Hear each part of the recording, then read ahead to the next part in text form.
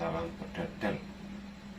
Untuk kali ini melanjutkan tema yang kemarin, yaitu renungan malam.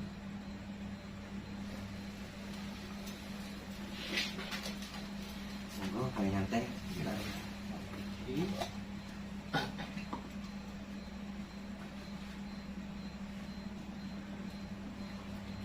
Monggo ngopi rumi. Kami nyantai.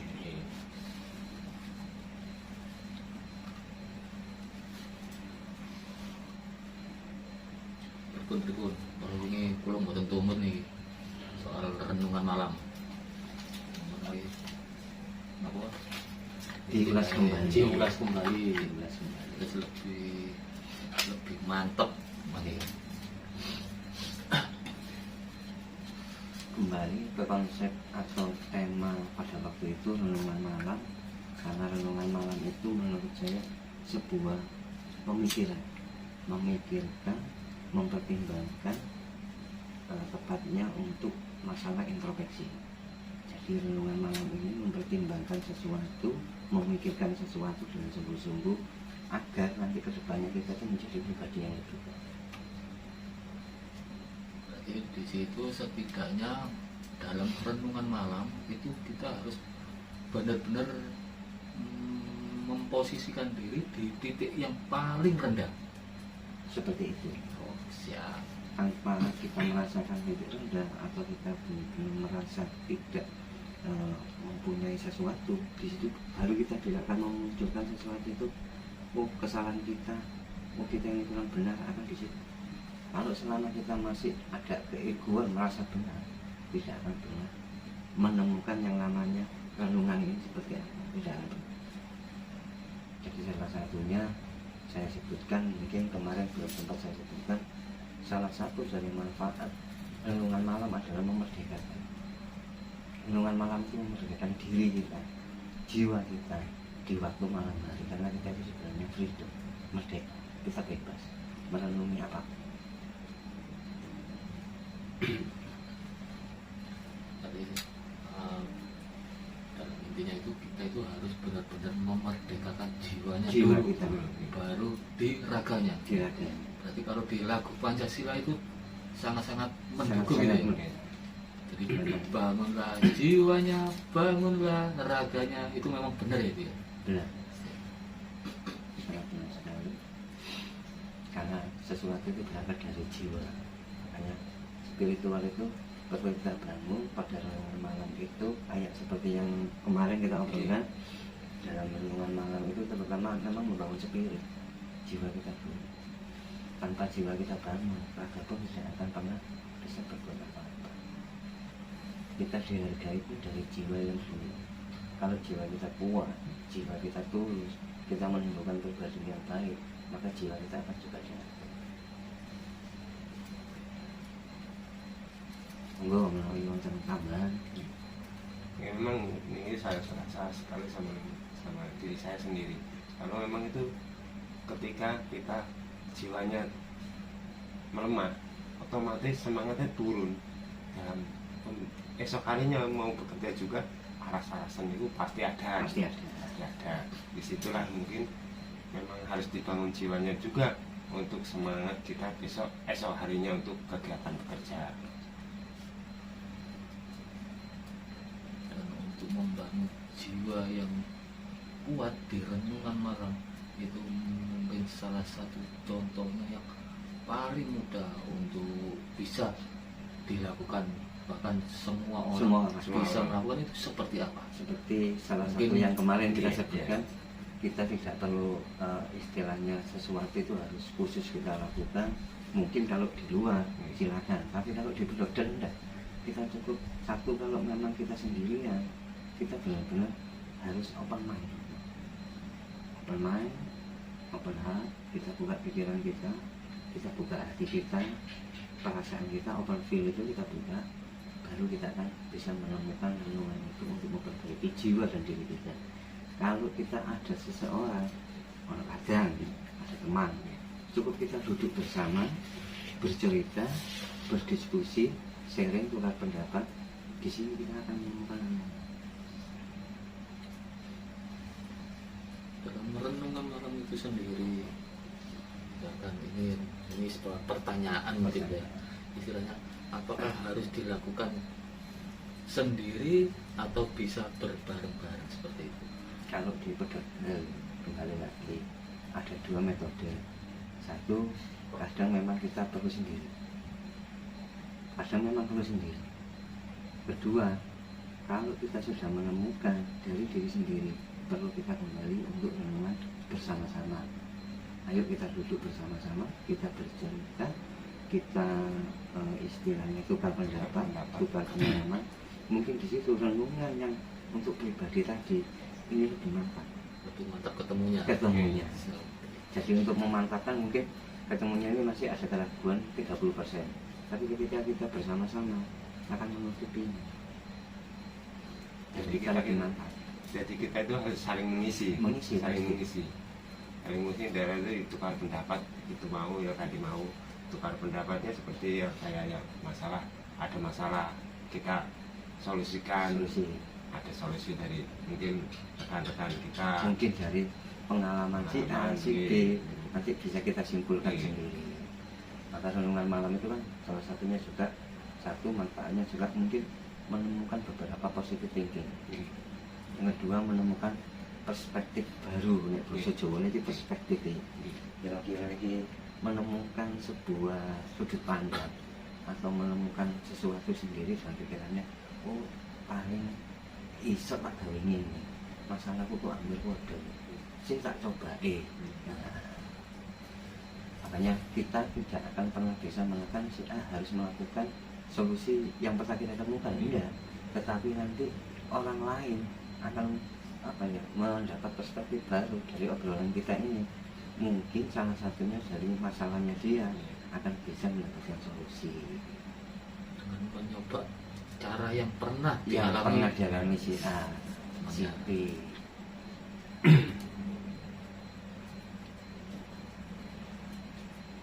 Soalnya kan memang masalah beda orang itu beda masalah. Beda-beda. Tapi kalau kita globalkan intinya sebenarnya sama. Inti semua dari permasalahan orang hidup itu sama sebenarnya. Cuman mungkin takarannya yang beda. Takaran, terus faktor-faktor mungkin yang beda. Tapi kalau kita ambil kesimpulan intinya itu sama.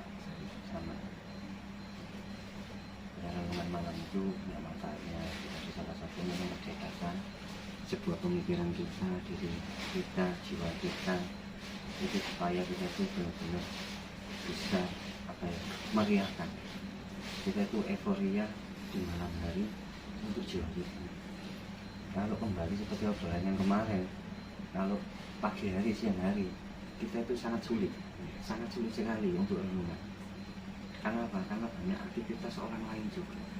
Kita juga ditekan oleh aktivitas yang lain juga. Mungkin kesibukan kita kerja atau hal yang lainnya. Suasana tidak mendukung. Maka renungan yang saya nilai lebih baik itu adalah pada malam hari.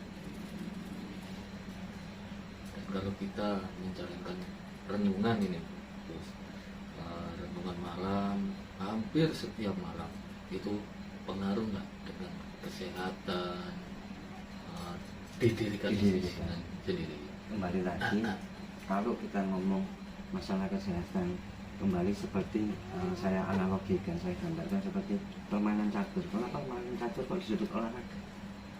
Karena tidak ada gerak yang begitu signifikan, begitu keras fisiknya. Kenapa kok catur ini disebut olahraga? Karena catur ini sebenarnya kalau memikirkan sesuatu yang positif. Nah, kalau kita berpikir sama dengan renungan malam ini, maka kalau renungan itu juga berpikir sama juga seperti olahraga. Jadi menimbulkan kesehatan, melatih otak kita, mengasah. Makanya open mind, kita selalu membuka pikiran itu supaya kita itu tidak mau berpikir. Beda orang berpikir dengan kepikiran. Kalau berpikir itu membuat sehat, peredaran darah terutama di otak itu akan lancar. Kalau kita kepikiran, beda lagi, ujung-ujungnya stres. Pasti. Renungan malam duduk bersama dengan para kader, sahabat, teman dan sebagainya, minimal juga mengurangi stres. Tapi intinya kalaupun bergadang itu dilihat dulu fungsi dan tujuannya seperti apa. maknanya. Makanya kan kalau memang itu benar-benar ada tujuan yang jelas, yang pasti punya makna, apalagi maknanya tentang spirit kita, tentang hidup dan kehidupan, 85% itu memang kita itu malah sehat. Karena yang tertanam selalu itu mindsetnya kita adalah positif tinggi terus.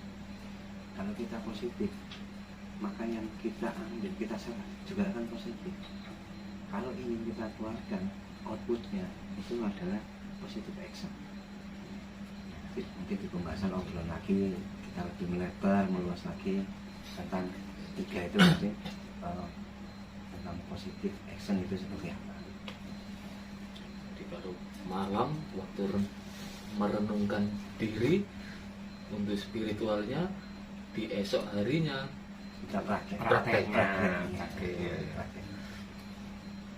dengan mungkin buat wawasan semua teman-teman yang ada yang menonton itu bisa untuk buat pembelajaran sendiri. Karena sekarang itu pemirsa itu lebih pandai, lebih smart lagi, jeli. jadi bisa memilah dan memilih dari obrolan kita. Mungkin kalau yang tidak berkenan, mereka tidak akan memakai. Jadi kita mengapresiasikan seperti apa pemirsanya, sudah seperti apa penguasa. Jadi kita obrolan ini untuk arah ke positif. Karena tadi salah satu manfaat renungan malam adalah kita tuh selalu berusaha untuk positif thinking.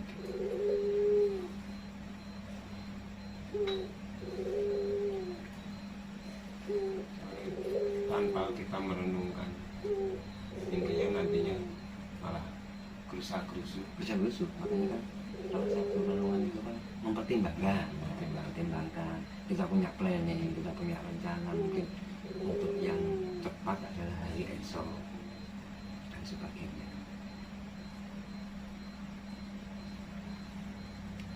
Berarti bisa juga mungkin bisa dikatakan dalam merenungkan kesalahan yang sudah diperbuat dalam kehidupan sehari-harinya.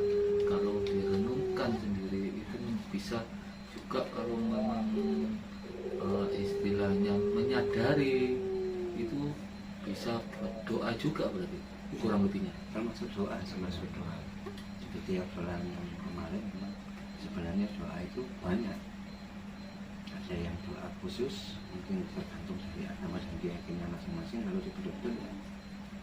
Itu tadi sesuatu yang kita pikirkan itu positif aja, itu bagi kita dibedul itu sudah doa. Kalau doa sudah banyak, tinggal dipertanyakan prakteknya gimana. Untuk terkabulnya doa itu adalah sebuah perbuatan kita lagi. Kalau hanya doa itu nggak akan terkabul tanpa perbuatan kita sendiri. Bagaimana mengaplikasikan?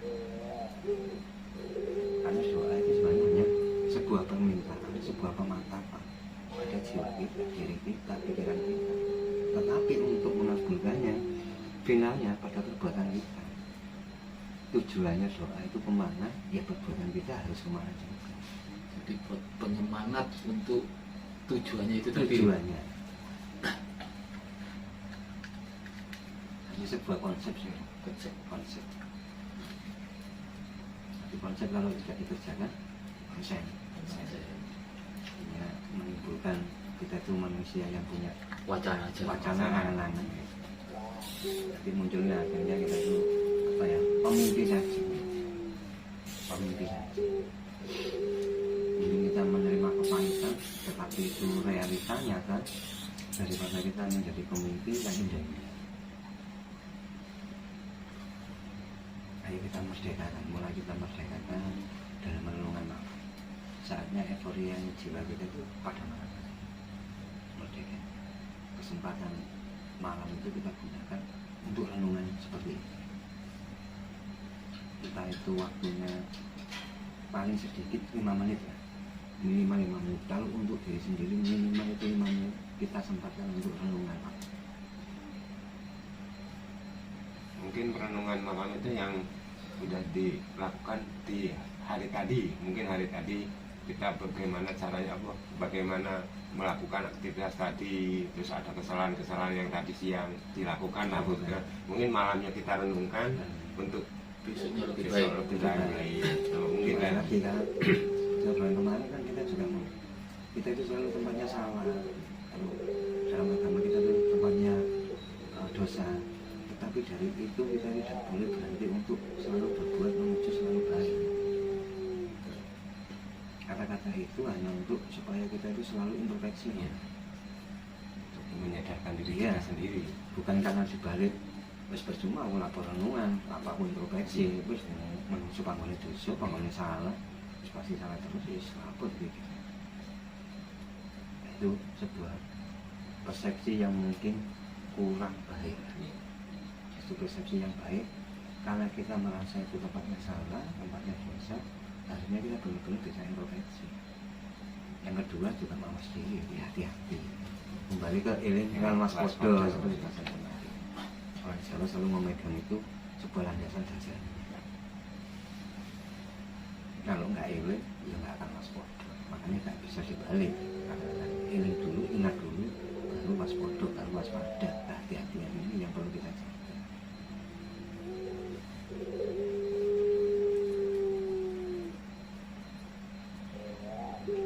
Memang yang renungan malam itu banyak sekali nih. Ini manfaatnya itu banyak sekali.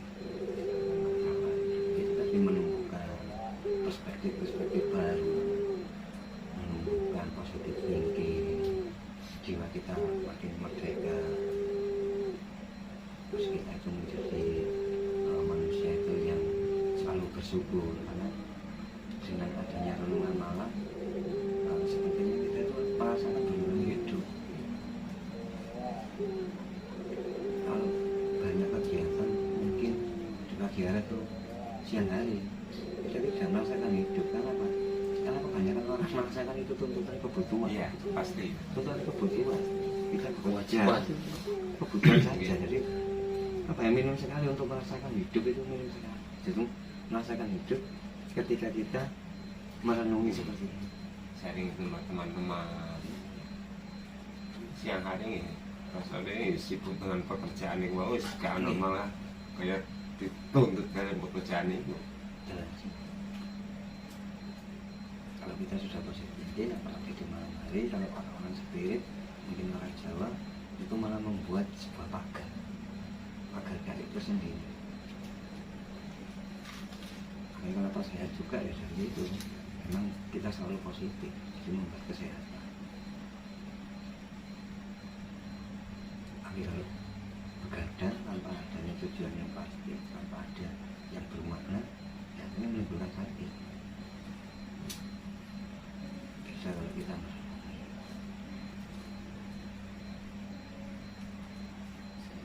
Di sini kan anak kami di sini kan tahu antara bergadang yang tidak penting atau renungan yang untuk merenungi semua perbuatan kita sehari-hari itu kan tahu bedanya di mana gitu.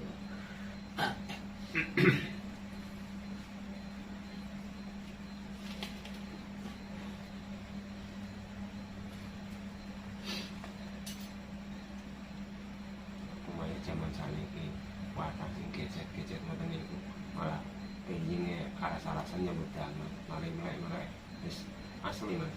Maksudnya sing nek mboten positif, kadang ini mulai aneh positif. Terus terang nggih niku wau. Niki mulai dari iki wis positif wis alasan. Memang ya dirasakan seperti ini pun nek mulai terlalu positif, benjingnya semangat dan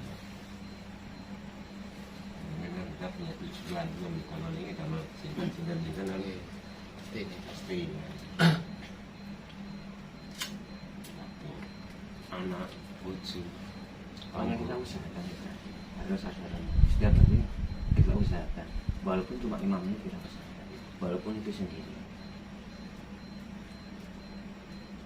Yang kedua ya tadi yang saya katakan kalau bisa memang harus dengan orang kan itu sebuah pemantapan yang benar-benar nyata realita. karena dari pengalaman orang itu memang kenyataan.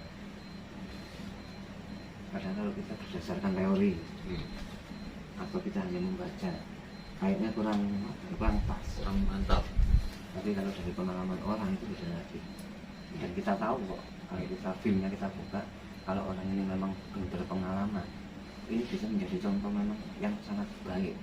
Nah, filmnya kita buka, saya merasa itu benar-benar kayak pengalamannya yang diceritakan orang ini tadi, itu mengajarkan jiwa kita juga.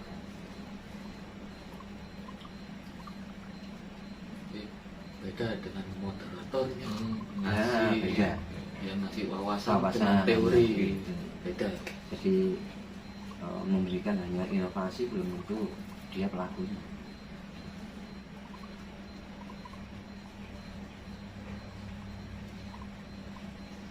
Rasa orang ini hanya bercerita hanya sekedar menurut buku atau menurut yang dia dengar atau dari pengalamannya sendiri, pasti kita kalau open film apalagi lain-lain itu rasa di konten energi sing benturan ya. benturan pasti. Tapi kalau memang itu sungguh-sungguh dan dia menceritakan dan inginnya berbagi supaya mungkin dari masalahnya dia nanti dia menemukan solusinya, dia itu bisa berbagi solusi juga. Secara nggak langsung dia mau mengajari jiwa-jiwa yang lain ini mungkin bisa dia tiru, tapi tidak 100% harus sama, enggak. Tetapi mungkin ada salah satu yang memang bisa kita tiru dari beliaunya tadi waktu bercerita.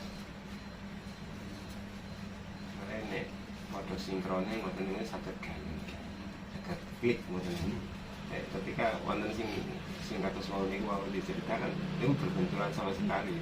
Saja kan dinyatakan oleh rekan kita khususnya kayak motivator itu beda. Kalau motivator kan hanya sekedar dia itu istilah teori-teori aja, apalagi bentuk komersil. Nggih, mohon maaf mungkin apa ya, di filmnya kita itu nggak terasa Penolakan ini. ada penolakan, hanya sebuah wawasan saja, tapi tidak mengajarkan langsung secara jiwa atau bagi kita. Jadi kalau pengalaman itu pribadi dan itu nyata, dan orang yang memang pernah punya pengalaman seperti itu, apalagi biasanya menceritakan pengalaman terburuk, dia bisa punya solusi keluar dari pengalaman terburuk, dia itu juga pasti berceritanya itu akan mendoakan yang lain itu bisa keluar keterpurukan itu seperti dia. Hebatnya makanya di sini orang spirit itu seperti itu.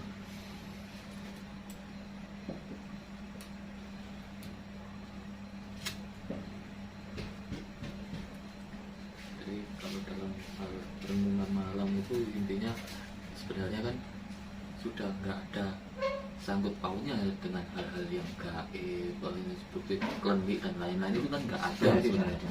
Saya bagi mungkin nanti bagi pemirsa itu biar tahu kalau dalam renungan itu intinya itu bukan soal klinik dan lain-lain. Kalau di Jawa Ini betul kalau mistis itu enggak enggak ya? ada hubungan dengan klinik dan mistis, itu tidak.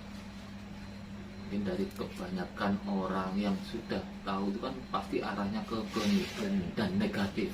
Nah, Kemungkinan seperti itu, mungkin melihat beberapa oknum, kita sebut beberapa oknum seperti itu, akhirnya yang lainnya mempersepsikan seperti itu.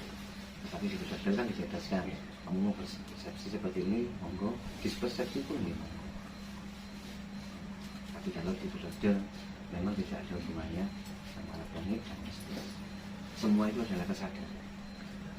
Bagi saya sendiri, kalau orang Jawa itu mengerti beratkan kepada kesadaran, bukan penilaian atau keberadaan, tapi tentang kesadaran. Dan kesadaran itu tadi apa, minimal kesadaran ini adalah sesuatu kembali hati, kesadaran jiwa, kesadaran tentang kita itu manusia harus bisa menjadi manusia seutuhnya. itu kalau dalam hal kesadaran, kalau dalam hal keberadaan itu contohnya seperti apa Gus? Kalau dalam keberadaan itu dia hanya menempatkan bagaimana dia di komunitasnya, di kelompoknya, seperti itu. Dia hanya mengkhususkan di tempat-tempat tertentu.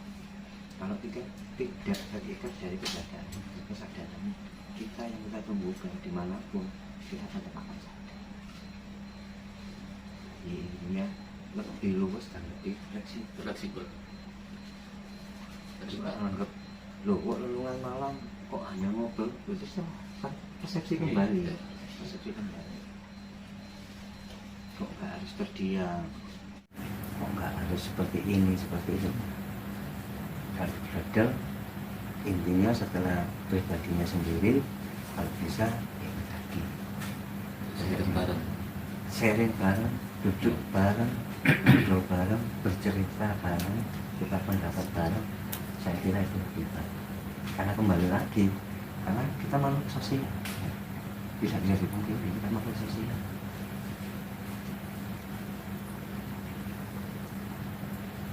Memang ada beberapa orang yang maksudnya ada yang bercerita atau semeti itu ya maksudnya ini kelamaan duduk bersemedi nantinya larinya ke putusasaan apa gimana?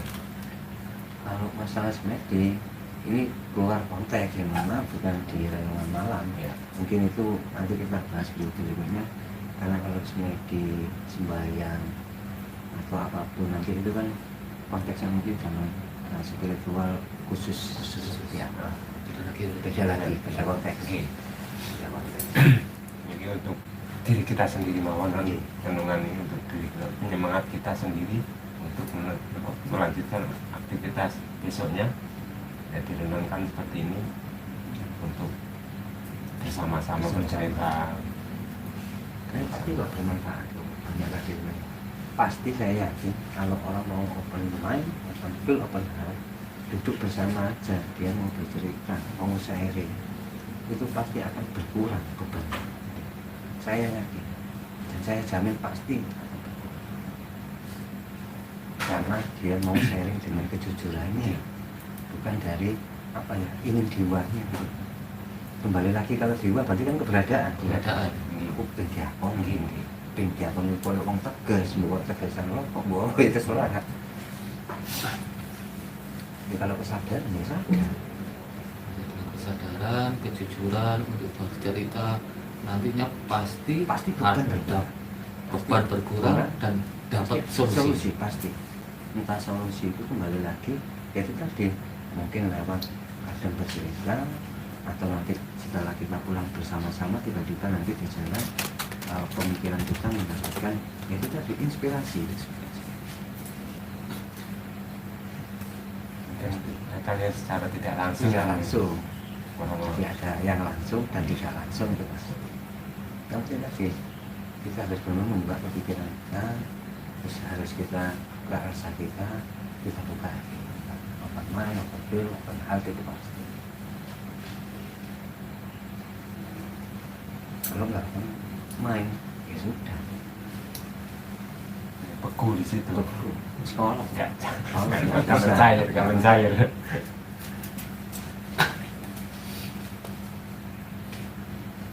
Apalagi open feel itu kalau dengan sendiri itu malah berubah. Jadi larian ke rasa. Kalau orang Jawa mesti berkata ada rasa, rumah sana. Baru di situ renungan malam bisa dimakan.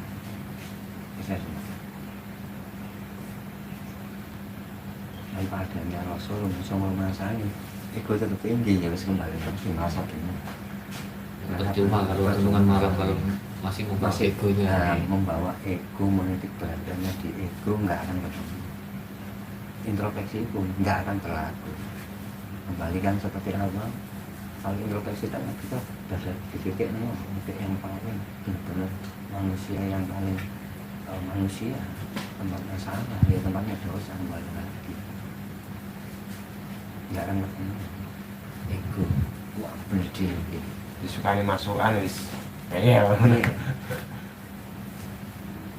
masih membawa egonya masih Sebetulnya memang masukan dari orang lain sebetulnya untuk membina kita sendiri, mendidik diri kita sendiri. Ada masukan itu.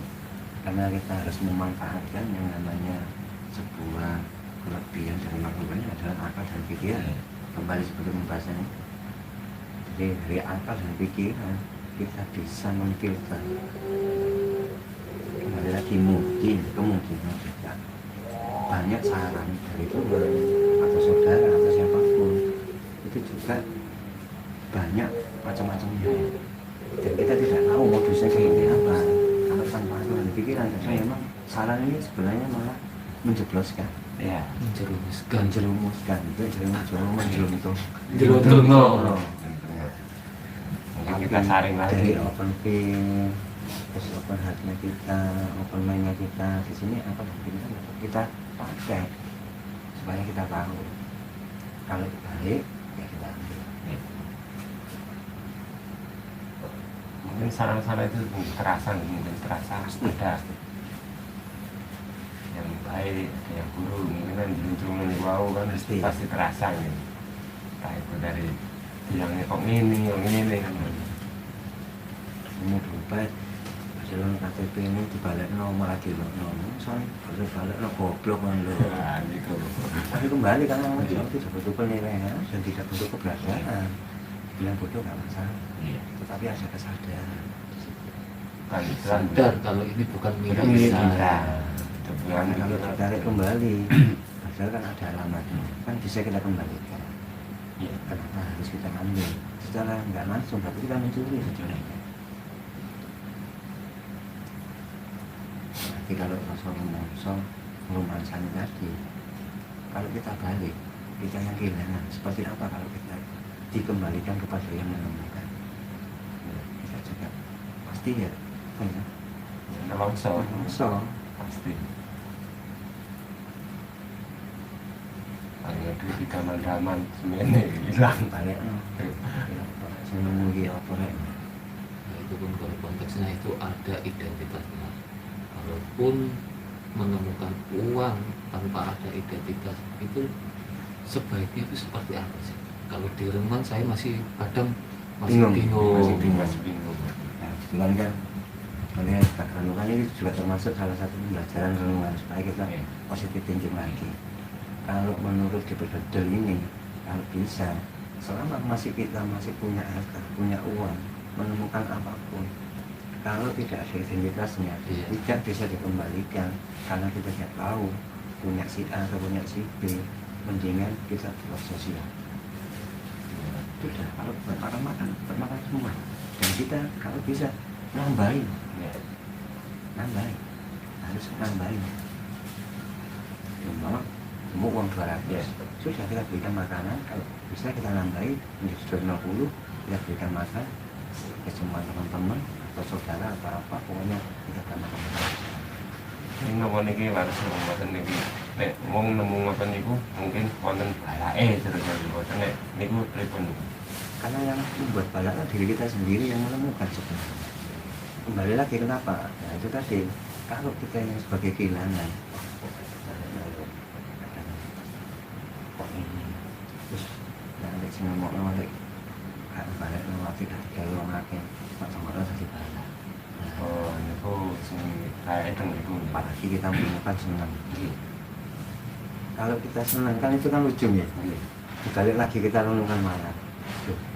Wong kehilangan itu geloe gak karu-karuan kok malah kayak gini kok malah senang. Nemu barang wong sembarang gelo kok malah senang. Di situlah muncul. Karena ada rasa senang. Ada senang. Jadi kan ibaratnya katanya peribahasa menari-nari di atas penderitaan orang. Euforia dalam luka orang lain. Rumah tuh jadi duit ibarat itu walaupun sempit bisa tak mangan aku nemu di orang terus. Bisa ada fungsinya bagi saya. Mungkin ini dibuat orang banyak dan mindset kita itu malah berdoa. Mudah-mudahan yang kehilangan akan mendapatkan lingkar rezeki yang baru. Perbuatan kita bagi-bagikan sebagai sedekahnya. Jadi bukan dari sedekah orang yang menemukan, tapi Orang yang kehilangan. Istilahnya kita cuma menjadi perantara untuk menyampaikan sedekahnya beliaunya tadi yang kehilangan. Perantarakan sinten yang nemu ngoten di sekanet yang mali. Misalnya mungkin jangan dibahas. Kalau tidak dalam renungan-renungan seperti ini, apalagi di hanya orang dapat dodol ya. Karena selama ini yang sebelum saya tahu di pedodol ini kan tahunya kalau menemukan uang tuh pasti senang kan Senang. gitu, dapat rezeki. Betul. Berarti itu bukan salah satu rezeki ya seperti itu ya. Bukan, kalau menurut saya bukan. Rezekinya cuma bisa dikatakan rezeki untuk bisa berbagi bersama, Berbagi. tapi bukan rezeki pribadi. Bukan. Karena itu tadi dari salah satu itu tadi ada orang yang sengsara Sengsara. karena kehilangan rezeki dari mana. Kalau memang dikatakan ada kesengsaraan itu rezeki, ya kita mukul aja, mukul orang nanti kan senang kita rezeki ya. Padahal dari kita mukul orang yang kita pukul lagi kan ada kesengsaraan. Satu, orang sudah kehilangan ini sengsara. Kenapa kok sampai kita bilang kita tuh senang? Makanya kalau bisa dalam renungan ini kembali lagi positif tinggi kita gali, kita rubah. Jangan sampai kita langsung terburus.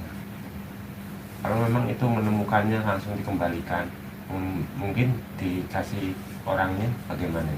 Ya, kita tolak dulu. Tolak dulu ya. Kita tolak dulu, kalau memang dipaksa ya sudah. Tapi kembali kita bagi-bagikan lagi, Buat sosial. sosial lagi, berbagi, sedekah, kembali lagi juga mendoakan orang yang tadi. Walaupun memang itu sudah hak kita. Tapi kembali lagi, kalau sebenarnya kehilangan, terus itu kan ada tali asihnya gitu. Kita kembalikan menjadi tali asih ya, akhirnya siklus tali asih akan dibuka. Jadi hidup lagi.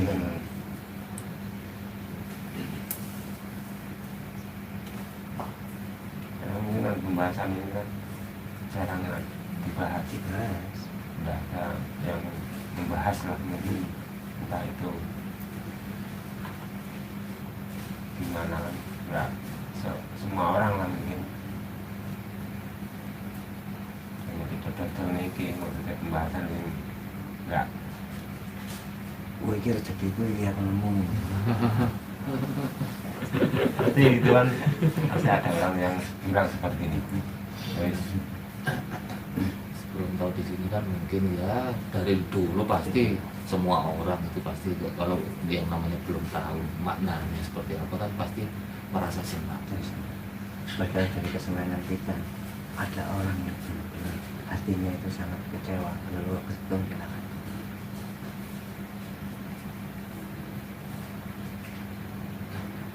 Ini kan kembali lagi kita sebagai yang menemukan. Kalau kita yang sebagai orang yang kehilangan itu untuk positif tingginya sikap kita itu harus seperti apa? Yang pertama kita tekankan di dalam mindset kita, di dalam pemikiran kita. Menurut saya ini, kita harus selalu langsung bersyukur bahwa kita dipaksa untuk bersedekah. Alam ini yang meminta. Jadi bukan main-main, bukan manusia yang malah meminta, alam yang meminta kita untuk bersedekah. Kenapa tidak? Padahal hidup kita itu dari alam semesta yang meminta. Kadang kalau kita diminta orang aja kita kasihkan, apalagi ini alam yang minta. Sudah ya. Yang kedua, kita istilahnya mindset kita atau doa kita mudah-mudahan ditemukan orang dan orang ini mau berbagi. Seperti itu kalau kita yang minta. Harus menanamkan mindset yang seperti itu biar nggak ada rasa penyesalan. Seperti itu. Masa betul kalau duit terus main kancane gak disopor. Kan semua mari lu ngempet tak mangan rogino. Terus nangis sampai seminggu. Kan percuma akhirnya renungan malam kan percuma. Padahal kita sudah belajar dengan kehilangan seperti itu kita sudah tahu.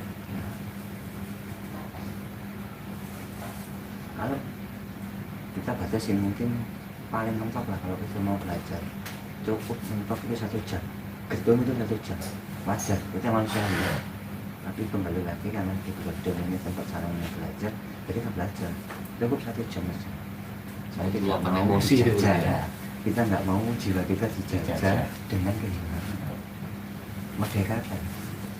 Kembali lagi ketika hilang, kalau masih bingung, ruwet betul di malam harinya menunggu. Aku bingung ini apa dadel nih ini jaringan. Kita tak larang. ini bisa bermanfaat buat semuanya, baik di kalangan brother atau pemirsa.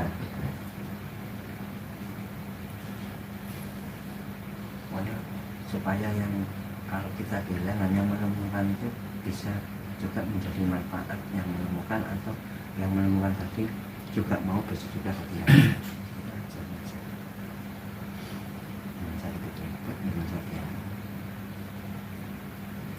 dalam renungan malam ini soal untuk orang yang usaha, dagang ataupun pengusaha itu, kalau untuk menghindari istilahnya menghindari dalam hal menyalahi untuk karyawan, pegawainya atau rekan kerjanya, itu nantinya seperti apa? Sikap kita itu seperti apa sih? menyalahi seperti apa?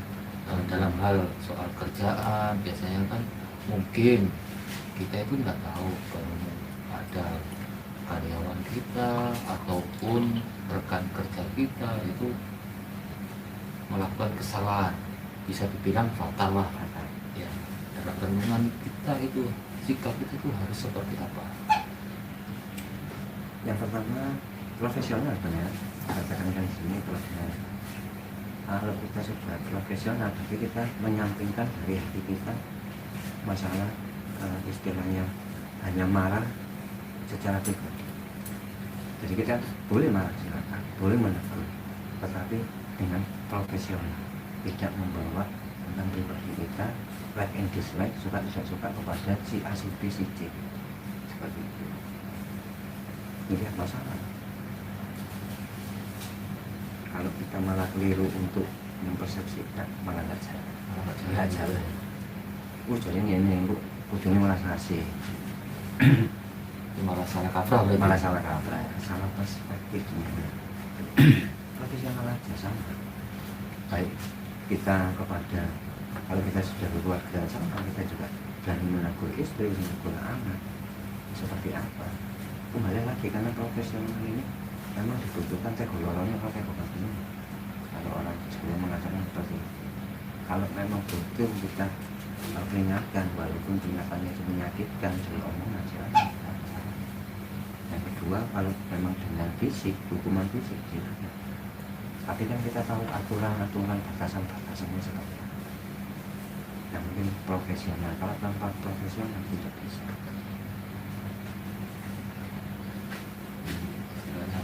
Dalam hal spiritual pun harus ada profesional. Profesional pasti. Bukan karena kebatinan ataupun Bukan. olah rasa. Bukan. Itu berarti beda konsepnya. Konsep.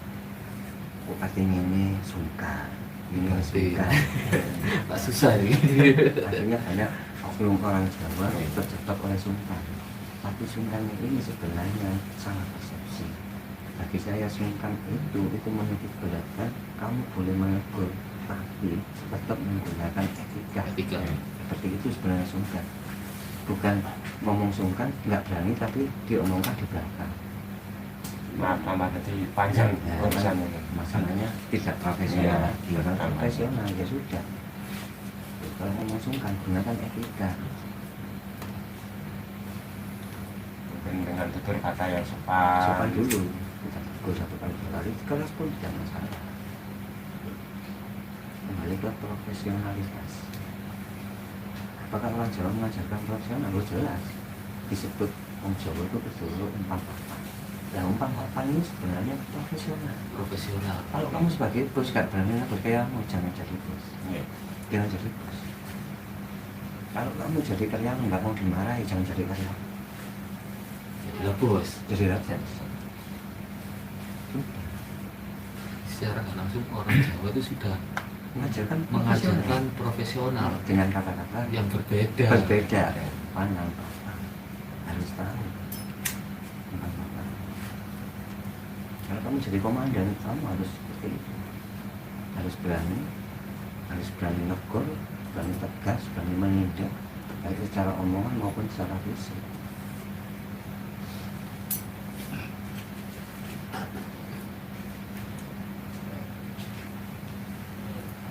Kadang-kadang ngomongin jelas-jelas ibu ya dulur ning salah niku kan boten wonten negur, kadang wonten sing ngoten niku.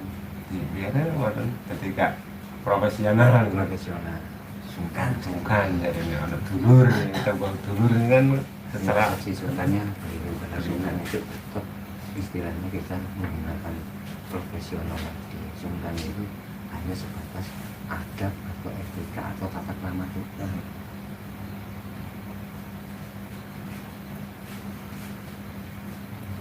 Ini satu lagi yang saya tanya, kalau saya dalam merenung waktu malam itu kadang memikirkan gini, kok banyak sih orang-orang yang dengan mudahnya istilahnya kasihan sama si A, kasihan sama B itu, tapi mereka tuh saya lihat nggak ada tindakan untuk mengarah ke rasa kasihan itu gimana gitu. Jadi apa memang mereka tidak tahu atau memang dia suka mengumbar rasa kasihan? Kalau menurut saya kebanyakan orang itu sebenarnya tahu. Sebenarnya kalau diungkapkan itu nggak tahu. Itu sifat kemanusiaan, sifat dasar manusia. Ketika melihat sesuatu dalam hatinya atau dalam pikirannya selalu merasa terus sakit, itu kasihan pasti. Tetapi kalau selalu diucapkan nama tindakan, mereka akan rusak. Dan kalau orang Jawa mengatakan 3 kali kamu utarakan di orang kalau ada saksi, kasihan tapi tidak berbuatan, orang yang kamu bilang kasihan itu masalahnya akan berbuat. Ketika dia sendiri melakukannya sendiri, karena dia hanya ingin keberadaannya sebagai orang baik itu diakui saja, tapi tidak ada pengorbanan, tidak ada actionnya, tidak ada pengaplikasian dari kata kasihan. Kata kasihan ini sebenarnya maknanya sangat besar. Kita itu sebenarnya kalau ngomong kasihan, apalagi ada satu seseorang, contoh itu sebenarnya nggak apa-apa. Hanya kalau biasa, makanya yang dikenal kan jebrodel. Jangan gampang mengumbar rasa kasihan. Kalau kita belum action sebenarnya, mending action dulu baru kita ngomong. Apalagi kalau ditanya orang, loh kenapa kamu gini? Saya kasihan. Terus kita lagi ada action yang baik atau apa, baru silakan mengajak orang. Kembali lagi orang baik, kadang malah orang ngomong kasihan, tetapi dia mengajak si A, dia sendiri nggak berbuat, tapi si A malah diajak untuk mengasihi seseorang yang perlu dikasih. Istilahnya nggak modal, cuma ajak-ajak rasa kasihan. Nah kan banyak sekali orang-orang seperti itu. Makanya ini kenapa sih, fenomena apa gitu? Saya juga kadang berpikir sebenarnya kan kasihan, tapi kok nggak pernah actionnya mana? Kok cuma kasihan aja. Kan saya seperti bahwa Budi Pekerti itu bergeser, salah satunya adalah padahal kalau kita ngomong kebaikan atau kasihan itu memang butuh yang namanya pengorbanan, ada yang harus diupayakan. Kalau di Bedodon ada catur pamukoyo itu 4 yang harus diupayakan. Satu, kalau kita sudah ngomong satu, kasihan kepada si A atau si B, itu harus berani untuk berkorban waktu, tenaga, pikiran, terakhir material, entah itu uang, entah itu harta kita, pokoknya material. Jadi keempatnya ini salah satu yang harus kalau kita sudah ngomong, apalagi secara lisan ngomong kasihan, apalagi ada saksinya. Kembali lagi, jangan sampai kita itu dianggap baik dalam kondisi orang yang mendapatkan musibah.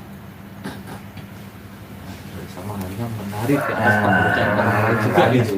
Anggapan lain, tapi konsepnya ini menariknya ini hanya ini dianggap jadi orang baik, tapi dalam masalahnya musibahnya seseorang, penderitaannya orang lain, dia ingin menjadi pahlawan. Menjadi pahlawan tanpa berbuat apapun, tanpa modal keempat-empatnya, istilahnya cerdas. Nggak corek ini lepas, cerdas. Sebelum malam ini jangan sampai lah. jangan sampai kita harus menghindari itu karena berat tanggungan. Kalau kita sudah tahu ajaran seperti ini tanggungan berat. Saya yakin kok ketika indera penglihatan ini melihat sesuatu, kalau memang itu ibadah atau kasihan, pasti pemikiran kita itu menyampaikan kasihan dan hati kita juga berdebat dalam frekuensi ngomong juga kasihan. Sebenarnya tapi sudah tidak ada tuntutan dan ini tidak bisa hanya dilakukan. Dituntut kok malah cuma omong toh. Harusnya kalau sudah pemikiran sama hatinya menuntut, kita tinggal action. Tinggal action aja. Tinggal action. Jadi rasa itu sudah ada pembawaan dari dulu. Tapi kalau sudah ada rasa seperti itu, tuntutan di rasa kita, tapi tidak melakukan seperti itu, berarti bisa mati. Bisa mati, nanti lama-lama mati. Mati rasa. Mati rasa. Mati rasa. Tidak punya feel, tidak punya perasaan. Jadi lama-lama ya tidak mendapatkan sesuatu itu menjadi manusia sosial. Jadi kemanusiaannya sudah habis. Tidak bisa mengatakan kemanusiaan yang ada di dalam belakang nggak bisa ya. Adatnya karena sudah nggak ada, sudah mati. Kalau kita mau adat menyinggung dari Pancasila, kembali lagi betul Pancasila itu yang pertama sudah jelas ketuhanan yang tidak nyesat, yang kedua baru kemanusiaan dan beradab. Kembali ini kan tidak bisa dibalik. Kita juga bisa menyindir kalau orang tidak punya kemanusiaan, jadi dia sudah tidak Ketuhanan. Pasti tantangannya pasti ketuhanan dulu baru kemanusiaan. Kalau orang tidak punya kemanusiaan, dia tidak ada ketuhanan.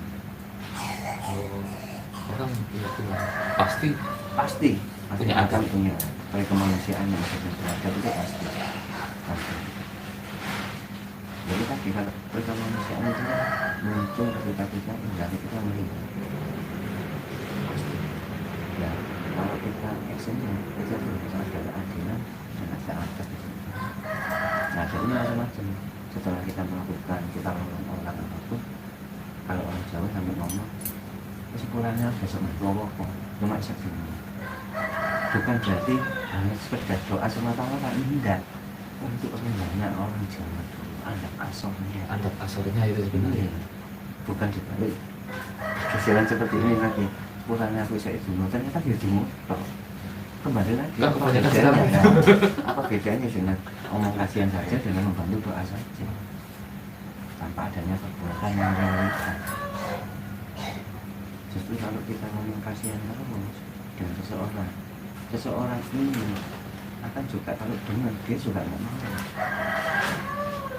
dia merasa tersinggung. Aku gak perlu kasih buat cerita-ceritanya.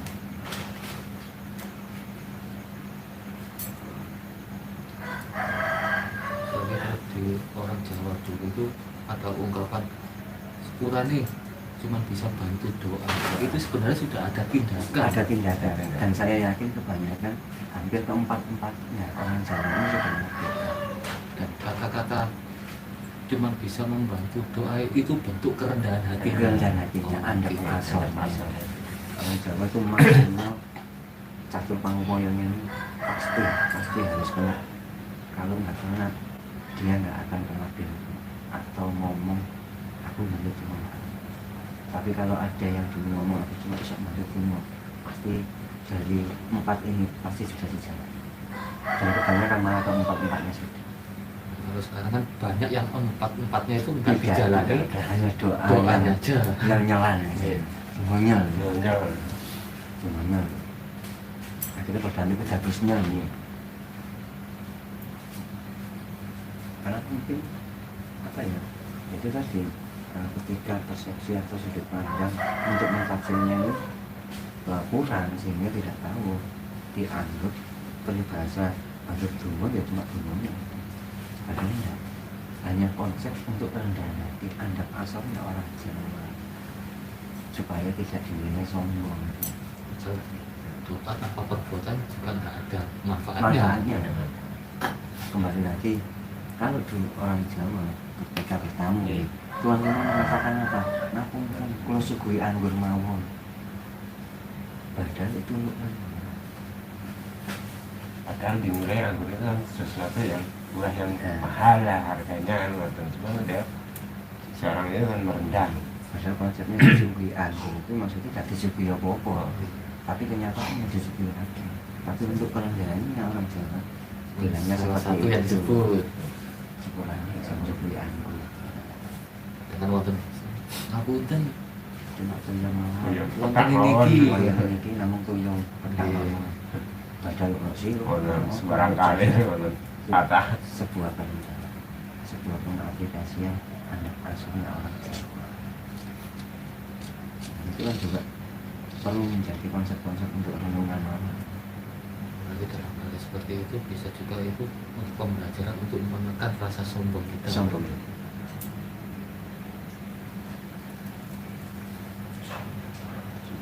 Ini kembali lagi kalau ngomong kasihan orang Jawa tidak seperti itu.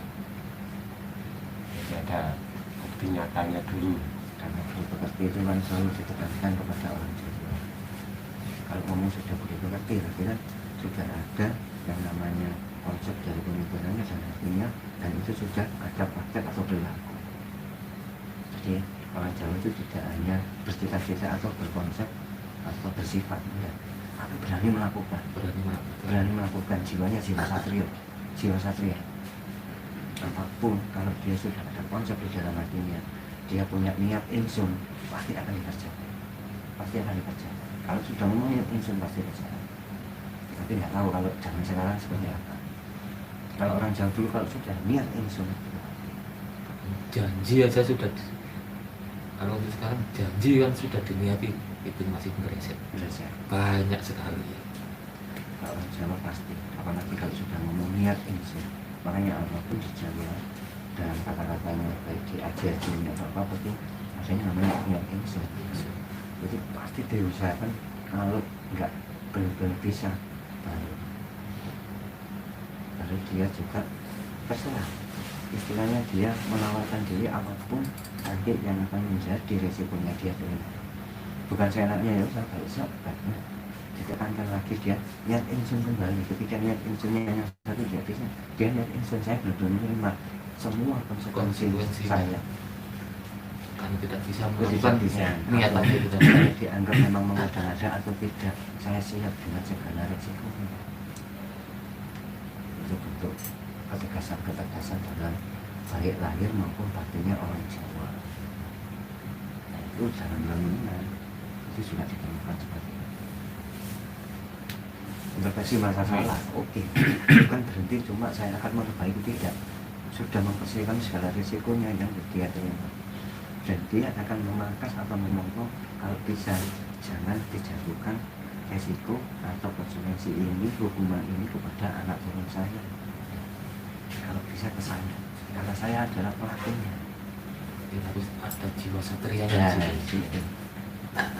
Jawa kalau introspeksi ketemu tidak berhenti hanya menemukan kesalahannya terus untuk memperbaiki, tidak berhenti untuk memperbaiki, tapi mempersiapkan segala risikonya, hukumannya itu kepada dirinya sendiri, jangan di keluarga ataupun sampai turunannya kelak. Cukup dirinya sendiri. biar nggak jadi karma. Bahkan nanti setelah tingkat tinggi keluar orang Jawa pun dia juga menyadari mungkin banyak kesalahannya dilakukan di sekelilingnya, itu pun dia berani menanggung. Kenapa? Karena salah satu dari sekeliling kita ini apabila dianggap tidak baik, ini sebenarnya tanggung jawab kita sebagai orang sekeliling orang. Tapi karena kita sudah tidak bisa berbuat apa-apa, bukan cuma kita wah besok kok menyerah, tidak orang jalan. Karena tidak bisaannya aku ngomong tidak bisa berbuat apa-apa, tapi kan tetap tanggung jawabnya. Dia baru mau menerima apapun hukumannya apapun, dan itu nyata realita. Contoh kalau nggak mau menegur orang yang buang sampah sembarangan, kalau ada banjir, apakah kita akan terlewati banjir? Enggak, kita juga itu Kena banjir. itu realita. Dan Berarti peneguran itu harus diadakan maksudnya diadakan kembali lagi. mungkin Itu kan kesalahan orang lain, Iya. tapi karena kita tidak ada perbuatan, melakukan takut dan sebagainya, ya siap-siap kita juga menerima resiko. Itu kalau spiritual lagi orang Jawa yang lebih tinggi, karena semua apapun yang dianggap tidak baik atau apapun ingin menjadi yang kurang baik, yang istilahnya melanggar karma dan sebagainya, aturan, karena ini juga tanggung jawab kita yang tahu, dia siap kok menerima resiko ini. apapun resikonya siap Siap, nggak ikut menebangi pohon, tapi kita tidak ada tindakan untuk pendalaman kembali ke diskusi. Kalau ada noksa pasti kita juga pasti kena imbasnya. nah akhirnya orang Jawa tidak akan pernah mengatakan, aku katut loh aku dewi soalnya banyak tindakan apa Jadi harus merumangsani dari belum situnya. ada. Tapi kalau kita sudah belajar minimal dari diri kita sendiri, siap menerima apapun resiko dari kesalahan-kesalahan kita.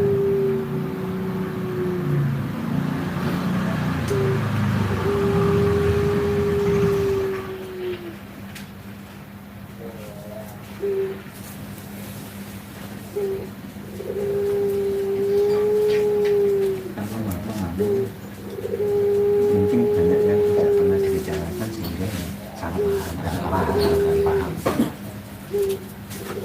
Dianggap sepele.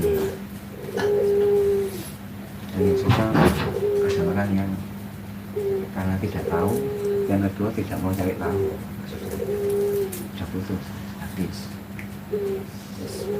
hilang Ini Sudah nggak tahu, tidak mau cari tahu. nggak mau cari tahu. Kembali itu tadi berarti SDM-nya, kalau sumbernya sudah tidak ada, itu mending kita sama orang bodoh tapi dia tetap mau belajar. Jadi itu SDM-nya ini mau belajar, tapi kalau SDM-nya sudah susah, sangat susah, Kalau dia benar berarti bapaknya ini malas. males. Nah, kalau kita sudah merenungi tentang sifat atau perbuatan malas, ini yang itu ekstra, itu ekstra. Karena banyak kegagalan itu terjadi karena malas.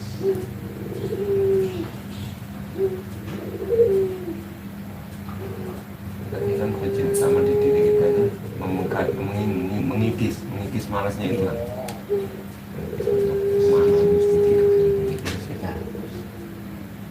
Kita hancurkan supaya kita ada rasa kemalasan. Makanya sudah tunjukkan dalam renungan malam kita menemukan apapun yang kita temukan bersama tadi, kita harus tetap semangat, tetap bahagia, apapun nanti resikonya, apapun nanti hasilnya, kita bisa menikmati. Baru kita akan merasakan hidup dan kehidupan.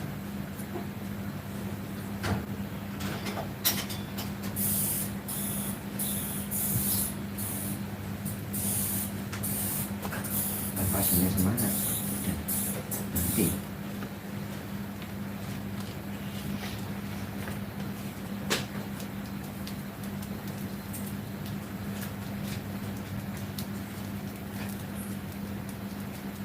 nasib terbesar ya, malas. Yang dominan Dominan. di semua orang. Semua orang pasti soalnya nomor kecil dengan salah terus Terus belajar yang tidak Jadi kegagalan suatu hal itu bukan dari orang yang bodoh, tapi orang yang orang malas. malas orang yang soalnya memang kalau kegagalan itu dari awal dari keberhasilan kunci keberhasilannya dari kegagalan dulu. orang bodoh tapi dengan dia akan tidak akan.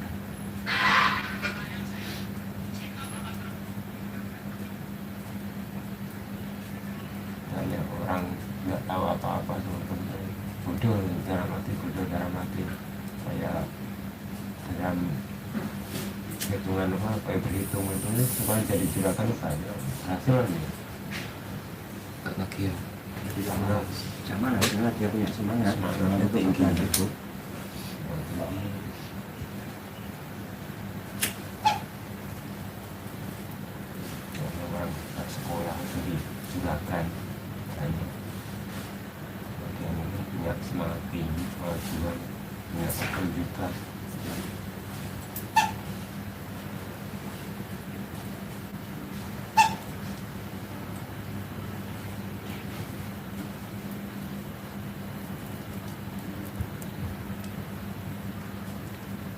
dalam renungan orang yang sudah berkeluarga dan sudah mempunyai seorang anak yang sudah usia menginjak dewasa, itu dalam renungan itu istilahnya untuk menghadapi anak yang sudah mulai dewasa, sudah mau 17 tahun, itu sikap orang tua itu harusnya seperti apa untuk menghadapi terutama anak laki-laki. Kalau untuk menghadapi yang sudah dewasa, itu beda dengan anak yang masih istilahnya di bawah umur. Pasti itu harus ada pembeda. Kalau anak sudah dewasa, kalau betul-betul itu ditekankan itu kepada banyak sharing, banyak tukar pendapat, berikan dia kebebasan seperti orang dewasa, sama-sama punya hak. Di sini kita latih bagaimana dia mampu untuk argumentasi dia melakukan hal. Dia pasti loh punya alasan, itu pasti melakukan. Tinggal kita nanti dengan menanyakan tentang alasannya, kita tuntut tentang berapa kamu bisa bertanggung jawab atas tindakanmu dan alasanmu tadi.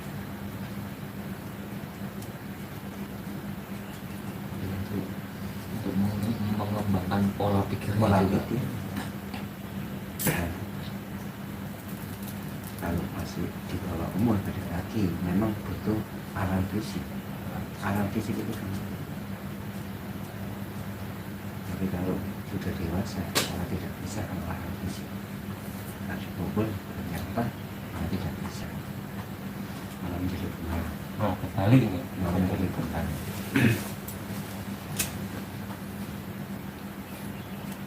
Ya, dalam renungan kalau sudah berkeluarga, selalu kita renungi semua. Jadi kita anak, istri, sikap dari kitanya sendiri untuk istri, untuk anak-anak kita seperti apa, tetap kita renungi. Sampai kapanpun tidak ada jaminan orang tua itu pasti benar, ya tidak ada. Tidak ada.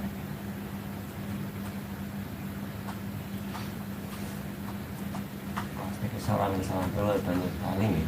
Orang Iya. tua sudah kalau tidak mengajarkan apapun mencontohi itu. Kalau mau kembali ke hakikatnya, malah kalau seandainya anak malah berbuat banyak salahnya atau apa, kembali lagi Orang tua itu. orang tua. Karena katanya Anda privasi mengatakan kalau anak itu adalah jaminan orang tua. Kalau anak nggak baik, berarti orang tuanya nggak baik. Itu sudah pasti. Sudah pasti lah. Dari mana ada anak itu? Kembali lagi kalau kita mau menjadi istilahnya menjadikan anak kita baik, awali dulu dari diri kita dulu, menjadi orang tua yang baik. Kasih contoh yang nyata daripada 1000 nasihat.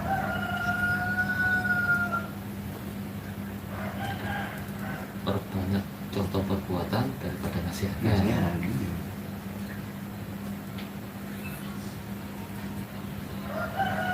Jadi mungkin si anak juga menilai, bisa menilai. Pasti sih ada Menilai, itu. oh, Banyak ayah mengangkat, ini. banyak menilai dari orang tuanya. Yang pada dasarnya sebelum kita lepas pergaulan kan orang tua dulu. Kalau awalnya orang tua sudah memberikan istilahnya apa dari dasarnya, dia juga kemana pun dia tidak akan pernah. Apalagi kita sudah mengetahui bahwa pergaulan itu efeknya, dampaknya itu sangat luar biasa. Kenapa dari kecil dia bisa pakai kasih dasaran yang lebih kuat? Jadi kalau anak nakal peribahasa ini kembali lagi orang tuanya tidak mengajarkan sejak dini kan. Sejak ini Tinggal bisa apa enggak sepenuhnya menyalahkan si anak itu tadi. ini kembali lagi kita lihat dulu. Karena kembali lagi orang tua itu nggak ada yang namanya mutlak atau stempel itu selalu benar.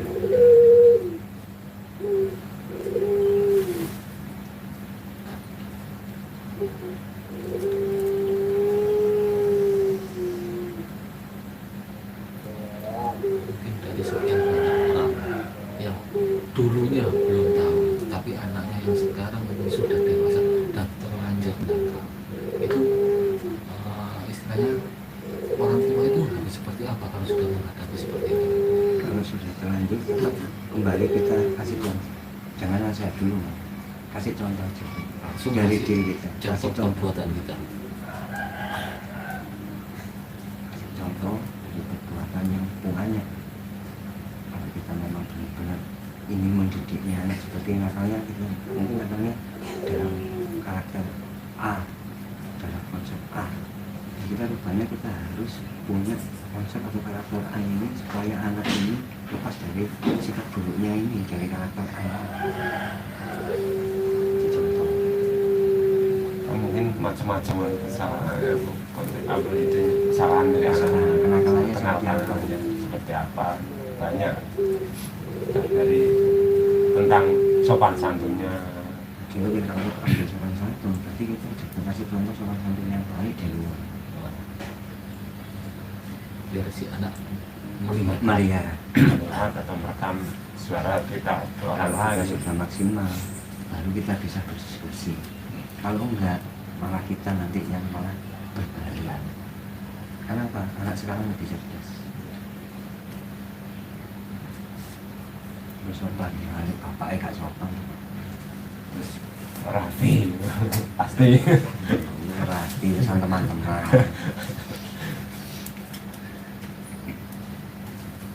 Kasih contoh.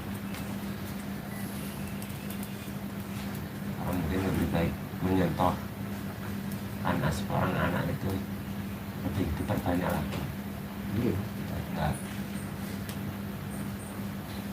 salah kaprah. Contoh-contoh yang nyata itu daripada lisan yang lebih mending contoh yang nyata ini.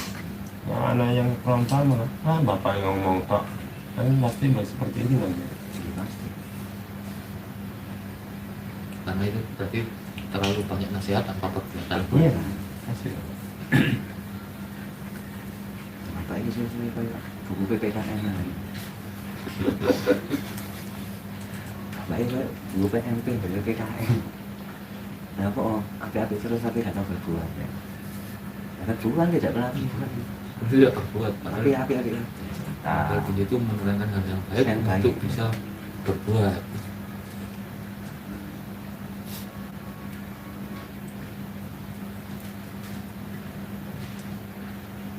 Itu butuh kita ngomong. Maka juga bapak anak saya nakal, patung. Dan itu kan juga menjadi renung. Kita gali kemungkinan dari diri kita dulu. Bukan 100% atau mutlak dari anak. Saya yakin tetap ada ikut andilnya kita sebagai orang tua. Kan orang kan istilahnya malah menilai dari pergaulan, tapi tanpa menyadari karena kesalahannya dia sendiri sebagai orang tua. Ini pergaulan Bisa salah. Dijadikan alibi. alibi. Teman yang nakal dijadikan alibi. Padahal kalau kita mau berbuat mereka sih pasti itu ada kesalahan dari diri kita sebagai orang tua, pasti. Ini kalau itu kosong, memangsa, Diterapkan pemerumangsan ini ya.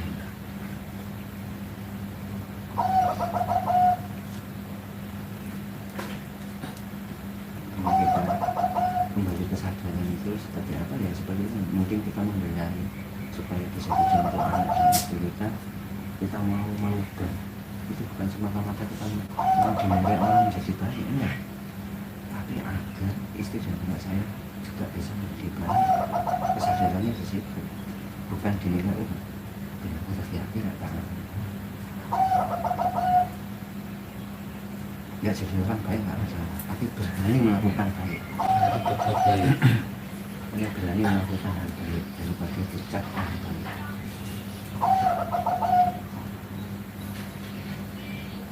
Dan si anak dan si istri juga kan bisa merasakan kalau memang itu tulus mencontohkannya, terus gimana kan. Kemudian istri pun, oh bapakku kan sama istrinya di bojone gak pamit. Nah, Tapi untuk menunjuk si istri kita supaya nanti pamit, sekali gak pamit sama ngomong itu gak pamit kan Mungkin kalau di khususnya di Pedokter ini kalau memang mau kumpul dan sharing bareng, salah satu syarat utamanya kan harus pamit dulu. istri pasti. Karena nanti mungkin di pembahasan lain dengan istri kan seperti yang jawabkan kalau sebelum bisa pasti kalau mau nggak mau soal istri itu terlibat besar dengan tanggung jawab kita sebagai suami. Kalau ada satu itu saya nggak bisa bukan istri.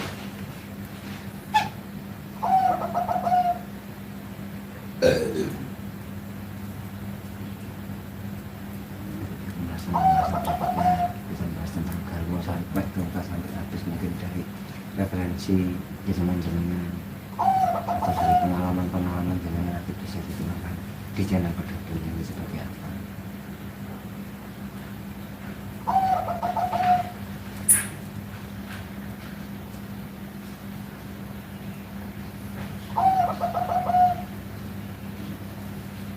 Ini dari ngobrol malam itu lagi dalam renungan malam mungkin kita akhiri, kita sudahi.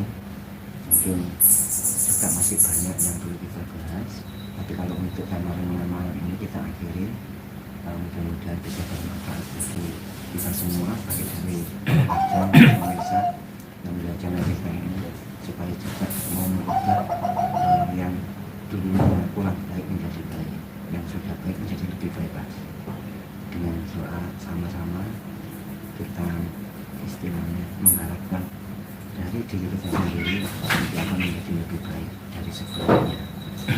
Jadi intinya renungan malam adalah satu, kita menyadari dari sebenarnya kita itu makhluk sosial, manusia yang perlu harus dengan istilahnya butuh orang lain untuk kesadaran diri kita.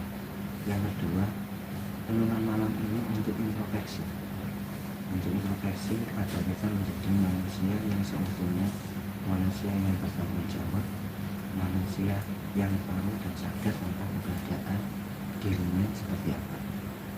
Yang ketiga, supaya renungan malam ini menjadi sebuah positive thinking, mendapatkan perspektif baru, membebaskan jiwa kita di mana di malam hari ini adalah waktu-waktu yang tepat kita itu istilahnya membebaskan.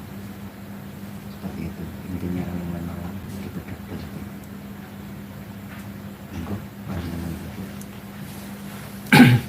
mungkin cukup sekian dalam tema renungan malam dari awal sampai hari ini. Salam Rahayu, salam Pedokter.